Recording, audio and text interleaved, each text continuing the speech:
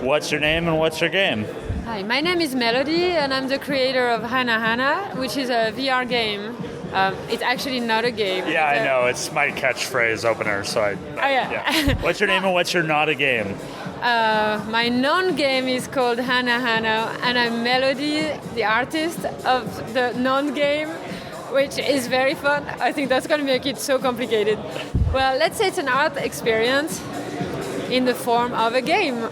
Okay. How would you best describe it? So my catchphrase is if... sorry, let's do it again. Oh, yeah. No, it's fine. Yeah. No, so the way I describe it is if Minecraft and Tilt Brush met in a Salvador Dali painting. Okay.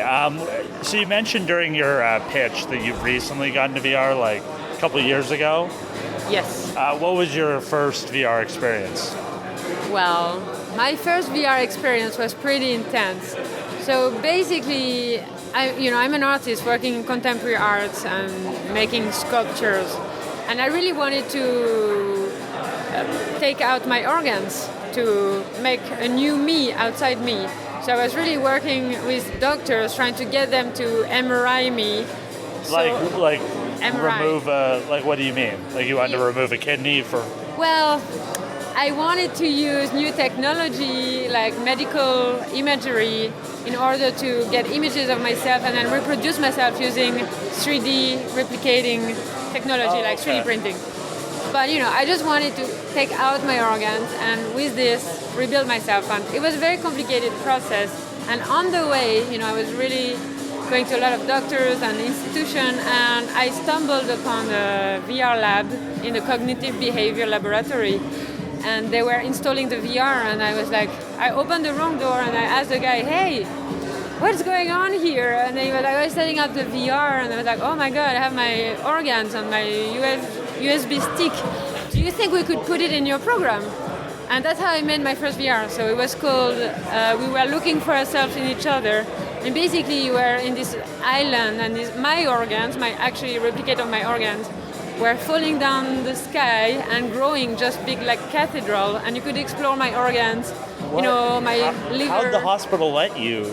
Like, how'd you? Well, that's a talent, getting people to do things for you. Oh, okay, yeah. And follow your crazy ideas, like to insane stories. That's a pretty unique first VR experience. Yeah, it was. So actually, my very first encounter with VR was going back inside my uterus. And I have it on video because I was in this cave, in this lab, in this hospital, and I was testing my first VR. So I was walking in this island, and then the uterus came down, and then I entered it.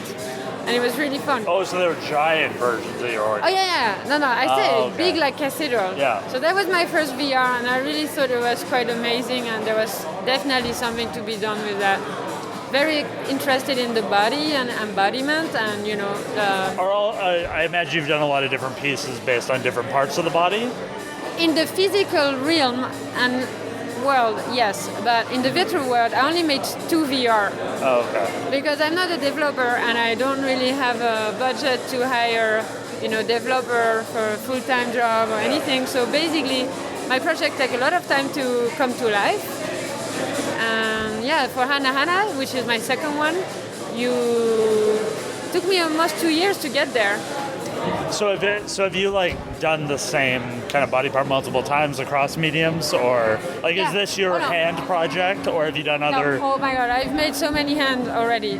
I've basically all my artworks been replicating body parts. Okay. So when I was talking about the reference for that, my inspiration for that game, which is Nico Robin from One Piece, because she's replicating body parts. Yeah. But basically, when I discovered her, I was like, oh, she's just like me. She's just replicating. Yeah. And because I've been making body parts since ever. So I've made hands, eyes, nose, huge noses. I was obsessed with nose for a while. How big? What was the biggest nose? Bigger than me. What was it made out of? Wax. Wow.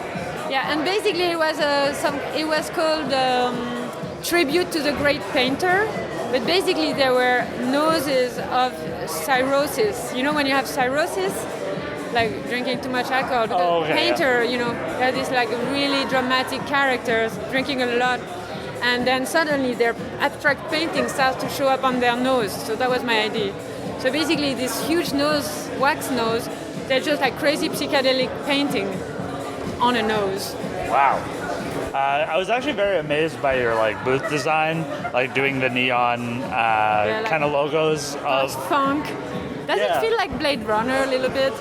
a little bit. Yeah, I mean it feels a little bit maybe a slightly different color palette than Blade Runner, but I love the neon. Did you do the neons yourself or? Well, I'm not a glass blower myself, but I designed a hand. Yeah. I mean, actually, they're the same model that I use in my VR. So So you're able to just take the yeah, I just took the same model and I drew it on Illustrator, and then I worked with these neon people, and yeah, we made this. and the other thing from your talk that was really interesting is kind of where you want people to play the game. I was wondering if you could talk about that, about like what you kind of vision people playing the game and how they could get it. Well, to be honest, like I'm really interested in the global experience. So not just what's in the VR, but the way you enter the space, the way you get into the virtual world too. So right now I'm really focusing on local installation with like real immersive environments in the physical world. So this would include sculpture, neon light. I would put real sand. And actually, I'm going even further to almost theater and immersive theater, because for my show in Madrid, I have dancers and performers that are coming from the, transgender performing scene. So they're like also in between, and I'm really taking the role of the operator. So in VR, you always have an operator that's introduce you to the VR, put the headset, make sure you're not falling over or whatever. Yeah. Well, I'm taking that role into the shaman role. The one who is taking you in between worlds. So he's guiding you in between worlds. So basically I'm having these performers which are also in between people, they're like transgender, they're kind of unsettled. And they have this crazy makeup, so they have an eye that fell onto their lips and they're smoking through their eyes. Yeah, you have to imagine. I mean, I'm working with this amazing special artist, makeup artist. And so we're making like a whole play. So you would enter the space and you will have this performer coming at you. And I'm designing this new game. It's not really a game, actually it's a necklace. And okay, yeah. Sorry, that's just the last thing I was expecting, but yeah. No, it is a necklace, but it's with a multi-touchpad as a necklace. And there's nipple floating on this iPad. But it's a necklace, so you're wearing the nipple pad, floating nipple on your chest, and then the visitor can start throwing around your nipple and they start duplicating and whatever. So then you have this character who is smoking through these eyes. You can actually move the nipples on his chest through its necklace, and then he's taking you to the VR to grow some hands. So the whole experience is just insane, from very A to Z. personal, interactive, transitional. Yeah, so that's what I mean. Like, I'm really interested in this local installation, because then you can play with so much more than just what's in the VR. And also, like, not so many people have headsets. Yep. So yeah, it's definitely a great. Like, it's much better to have somebody curate that experience for you. Like, I have VR developer friends who work on VR games, and they love showing me cool VR things, and they kind of curate what I'm playing and like the space that we're in and stuff like that. And I think it makes it a much more enjoyable experience. Exactly. And also, like, money-wise, I'm not sure if you're interested in this, but I feel that's more viable at the moment. Like, yeah, I mean, it seems like the VR business is more about getting people to pay you to make your VR game than it is about selling VR games to people. So doing the space and having that be an event definitely would lead you to either it being a party thing like you were talking about, or it being a kind of more like costly, like more of a night out, like more of a thing, because you compare it to what a art show would cost or what it is to see a play, and that might make more financial sense for you to do this VR game and kind of do it. But also way. Like, I mean, if I'm like, if I do the installation for in business offices, like, let's say I can rent the whole experience for a company or a corporation or whatever. that they really get like a full experience. And because the work itself, like the experience itself is about creating and it's persistent. So everything that's been created remains. So over time, let's say if I, license it for 2 or 3 weeks, they start with an empty desert, and after 3 weeks, it's like a forest of crazy creation, and that's been created by the people from this office. So it really brings people together, and also it's so non-violent and no pressure. There's no goal. There's no right and wrong. There's not. I mean, that's why. I mean, that is a lot. Like, there are a lot of VR experiences like that, where they are experiences and not necessarily. They don't have fail conditions or rules. It's just. But this is what I like. Yeah, and I think the variety of VR is the most exciting part. Is that you have all these new experiences and people like yourself coming into it. Probably didn't make games before or this type of thing. And you're just going in and doing whatever you want, and it's one of the more unique things I've seen. So thanks for being on the Question Bus. Is there anything else you want to plug?